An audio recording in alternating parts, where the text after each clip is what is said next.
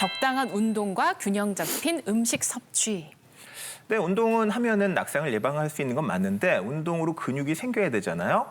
근데 근육이 생기려고 그러면 재료가 있어야 되겠죠. 그렇기 때문에 단백질을 먹어줘야 되고요. 단백질이 풍부한 고기, 생선, 달걀 이런 것들 많이 먹어줘야지 우리가 충분한 근육이 붙을 수가 있고요.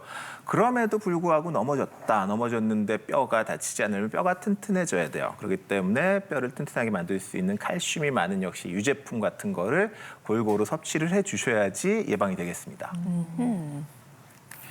뼈 건강에는 비타민 D가 좋다고 하던데요, 교수님. 영양제들이 도움이 많이 되나요?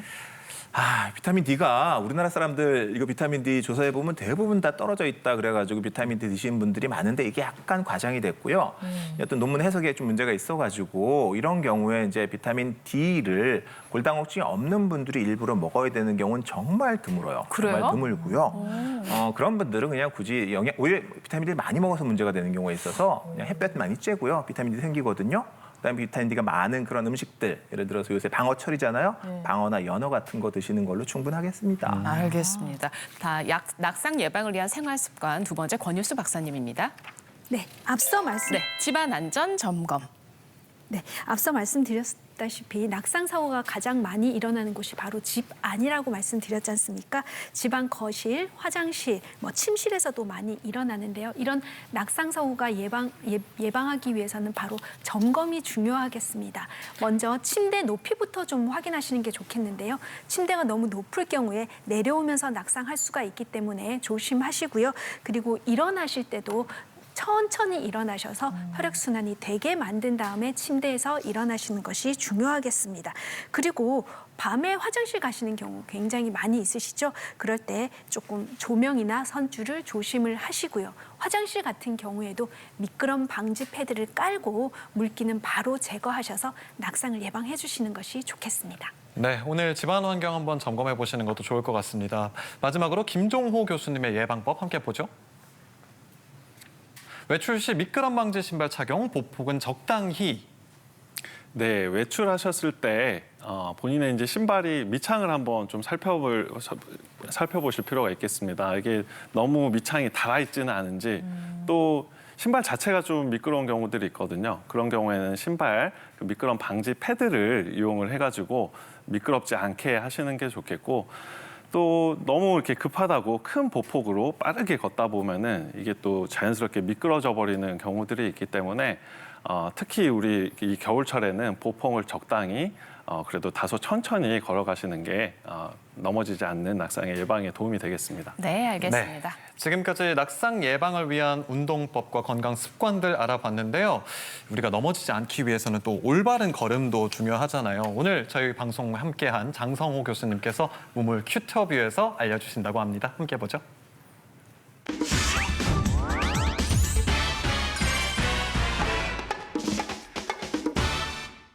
사람만 할 수 있는 사람만의 고유의 동작이라는 거예요.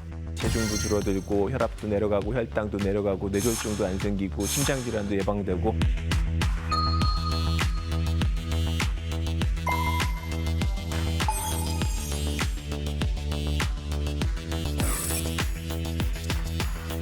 네, 안녕하세요. 몸의 회복을 넘어서 삶의 회복을 할 수 있도록 도와드리는 한양대대 재활학과 교수 장성호입니다. 오늘은 이제 올바른 걸음, 제대로 걷는 게 어떤 것인지에 대해서 오늘 좀 말씀을 드려보도록 하겠습니다. 제일 흔하게 잘못 걷는 자세는 몸이 앞으로 쏠리는 겁니다. 심해지면은 꼬부랑 할머니처럼 몸이 반으로 접히게 되고요. 그다음에 계속 이렇게 걷다 보면은 나중에 지팡이나 워커 같은 거를 빨리 짚어야지 다닐 수 있게 되는 그런 문제가 생겨요. 그리고 이제 안 좋은 자세 중에 하나가 슬리퍼 신고 이렇게 발 질질 끌면서 걷는 경우 있는데요. 그 경우에는 일단 올바른 걸음걸이도 아니고 이렇게 끌리면서 관절이 옆으로 마찰이 돼요. 관절에도 좋지 않으니까 그것도 좀 피하시는 자세가 되겠습니다. 자, 첫 번째로 이제 하기 전에부터 이 신경을 쓰셔야 돼요. 자세. 지금 얘기한 거예요. 보통 항상 자세는 약 약간 어깨를 당겨주고 약간 멀리 보시는 게, 약간 위를 보시는 게 좋아요. 앞에 가시는 다른 분들 보셔도 좋고 약간 위에 있는 가로등 정도를 보셔도 좋습니다. 항상 머리를 들고 보셔야 되고요.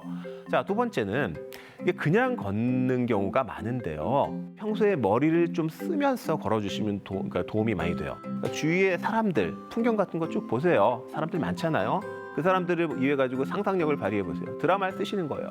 아까 저기 사람들이 있는데 저 양반 밥은 먹었는지, 저기 커플들이 있는데 안색이 안 좋아요. 그럼 저 커플들이 왜 안색이 안 좋은지, 뭐 때문에 싸웠는지, 이렇게 드라마를 만들어 보고 상상하는 거 있잖아요. 아주 좋은 인지 훈련이 됩니다. 그냥 걷는 거 말고 그렇게 계속 뇌를 자극을 해주시고요. 숫자 같은 거 계산하는 거 아주 좋은 인지 훈련이 돼요. 그게 뭐 요새 강아지들 많잖아요. 그럼 다 계산을 해보세요. 오늘 흰색 강아지가 몇 마리였는지, 그다음에 색이 있는 강아지는 몇 마리였는지, 뭐 이렇게 계속 머리를 쓰면서 뇌를 자극을 하면서 걸으셔야지 치매 같은 데 예방하는데 정말 좋은 걷기가 됩니다. 그다음에 자, 운동화 얘기는 제가 많이 하는데요. 좋은 운동화 신으셔야 돼요. 이게 전쟁 나가는 군인의 총과 같은 거예요. 단화 같은 거 신고 걸으시는 분들 많은데요. 여자분들 단화 안 돼요. 구두 절대로 안 됩니다. 슬리퍼 안 돼요. 운동화만 잘 신으셔도 부상 없이 안전하게 잘 걸으실 수가 있고요. 그다음에 운동화 신을 때 자기 발에 잘 맞아야 되고요. 그냥 발이 들어가는 운동화보다는 끈으로 딱 맞게 조일 수 있는 그런 운동화, 좋은 운동화를 사시는 게 걷기 운동의 시작점이라고 볼 수가 있겠습니다. 모형을 보면서 하나 말씀드릴게요. 자, 먼저 발 뒤꿈치가 이렇게 땅에 딱 닿아요. 딱 닿게 되면은 이 발 뒤꿈치를 중심으로 발이 앞으로 이렇게 넘어갑니다. 이렇게 넘어가게 되고요. 그 다음에 발목 관절을 중심으로 이 다리가 앞으로 이렇게 넘어가요. 이렇게 넘어가고 마지막에는 이 발가락 관절, 중족골이라 그러는데요. 중족골 관절을 중심으로 발이 이렇게 회전을 합니다. 그러니까 결국은 회전을 해가지고 실제로는 오목하지만은 어떻게 보면은 이론상으로는 동그란 원판 같은 모양으로 회전을 하면서 몸을 효율적으로 앞으로 보내는 거예요. 이 회전축 중에 세 가지 중에 하나만 망가져도 보행이 망가집니다. 그런데 만약에 발 뒤꿈치부터 착지를 못하고 발 중간부터 착지를 하게 되면은 이 회전하는 동그란 거에 이 뒤 3분의 1이 없어지는 거겠죠? 그만큼의 충격을 이 발에서 흡수를 해야 되고 무릎에서 흡수를 해야 되고 허리에서 흡수를 해야 돼요. 당연히 무릎과 허리랑 발에 안 좋겠죠. 그렇기 때문에 꼭 발 뒤꿈치부터 착지를 해야 되고요. 자, 두 번째로는 이 보행이 정상적으로 잘 이루어지게 되면 보행의 마지막에는 엄지발가락만 땅에 닿게 돼요. 자, 그 상태에서 중요한 거는 이 엄지발가락으로 땅을 강하게 밀어줘야 됩니다. 이렇게 강하게 앞으로 밀어줘야지만 군인들 걷는 것처럼 발이 앞으로 쭉쭉 뻗어나갑니다. 그리고 마지막으로는 팔을 쓰라고 말씀을 드릴게요. 걷기 운동할 때 이렇게 주머니에 손 놓고 걷는 분들이 있고 이렇게 팔짱 끼고 걷는 분들도 있는데요. 팔을 힘차게 휘둘러 줘야지 다리도 같이 움직여집니다.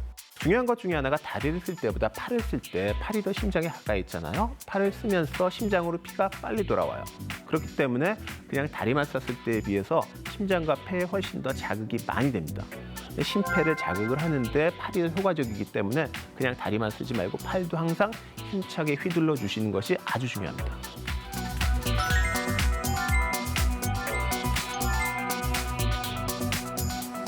걷기 운동을 할 때 제일 다치기 쉬운 근육 세 가지에 대해서 스트레칭을 하고 시작을 해볼 거예요.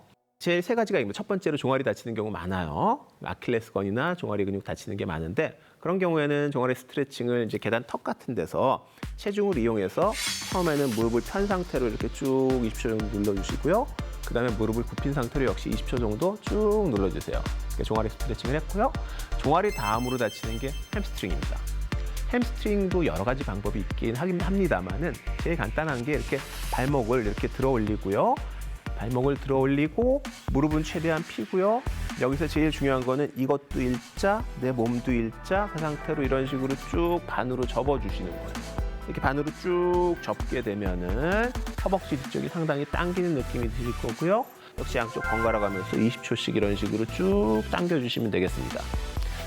자, 마지막으로 중둔근 스트레칭이에요. 중둔근이라고 하는 건 우리가 걸을 때마다 한쪽 다리를 잡아주는 근육이고 상당히 많이 다치게 되거든요. 이거는 앉아서 하시면 되는데요. 이렇게 다리를 이렇게 걸고요. 그다음에 반대쪽 손으로 이렇게 이 무릎을 잡고 이렇게 몸으로 완전히 돌려가지고 스트레칭을 하게 되면은 이쪽 그 중둔근이 쭉 늘어나는 스트레칭이 되겠고요. 역시 이 상태로 한 20초 정도 해주시면 되겠습니다. 그리고 이런 정적인 스트레칭을 통해 가지고 부상을 예방을 했으면은 동적인 스트레칭, 워밍업을 두 가지만 딱 하고 이제 진짜 출발을 할 거예요. 하나는 이제 가볍게 다리를 앞뒤로 흔들어주는 운동이 되겠는데요. 자, 이런 식으로 그냥 가볍게 뭘 잡고 하세요. 그냥 하면 넘어질 수 있습니다. 뭘 잡고 이런 식으로 크게 흔들어 주시는 거고요. 10번 반복을 해주시고요. 그다음에 이제 우리 잘 아는 국민체조 노젓기 운동 있죠? 몸통 운동이라고 얘기하는 거. 이런 식으로 크게 한 번, 8번 하죠, 보통. 3번, 8번, 반대쪽으로도 한 번, 8번 해주시게 되면 워밍업 끝났고요. 이제 아까 얘기한 대로 힘차게 걸어주시면 되겠습니다. 이제 걷기 운동이 끝나고 무릎이나 발목이나 이런 데가 아프다거나 열감이 있다거나 그럴 수가 있어요. 그런 경우에 그냥 두지 말고요. 그날 반드시 집에 가가지고 얼음찜질을 한 10분, 20분 정도 해주세요. 얼음찜질만 해두셔도 이런 게 나중에 크게 제대로 된 염증으로 그다음에 부상으로 진행하는 걸 막을 수가 있어요. 뒤로 걷는 분들 많으시더라고요. 뒤로 걷는 게 일단 우리가 원래 사용되는 걷기에 사용되는 근육이랑 완전히 다른 근육을 사용을 하게 돼요. 그렇기 때문에 하체를 전체적으로 강화하는 데 도움이 될 수는 있습니다만 이게 일단 뒤로 걷잖아요. 보이지를 않아요. 그다음에 많이 했던 동작도 아니고. 뒤로 걷기 같은 경우에 넘어져가지고 뭐 골절이라든지 뭐 머리 부상이라든지 부상 위험이 너무 높기 때문에 뒤로 걷는 거는 사실은 재활학과 입장에서는 가급적이면 안 하셨으면 좋겠습니다. 그리고 이제 맨발 걷기는 말이 많은데요. 맨발 걷기도 나름의 장점이 있기는 합니다만 역시 재활학과의 관점에 봐서는 요새 운동가 너무 좋아요. 좋은 운동화 신게 되면은 걷기도 효과적으로 하게 되고 운동 효과도 더 나타나거든요. 맨발로 걸었을 경우에는 어쨌든 감염이 될 수도 있고 맨발에 무슨 다칠 수도 있잖아요. 그래서 사실은 맨발 걷기보다는 운동화 걷기가 훨씬 더 안전하다고 이야기를 드리고 싶고요. 마지막으로 이제 보통 밥 먹고 나서 산책하시는 분들 많은데요. 밥 먹고 나가지고 바로 걷는 경우에는 사실 위에서도 이제 에너지를 써야 되는데 그게 이제 다리 쪽으로 에너지가 가게 되는 그런 경우가 생길 수가 있습니다. 그래서 뭐 역류성 식도염이라든지 소화가 잘 안 된다든지 하는 그런 문제가 생길 수가 있으니까 식사하고 나서 한 20분 정도 기다리고 나서 운동을 하시는 게 더 낫겠습니다. 걷기 운동은 힘들어야 돼요. 일반적으로 산책하면서 수다 떨면서 산책하는 건 운동이 아닙니다. 하면서 힘들고 땀이 나고 숨이 차고 해야지 운동이 되는 거거든요. 걷기를 운동으로 하시려고 그러면 항상 힘차게, 빠르게, 힘들게, 강하게 걸어주셔야지 되겠습니다.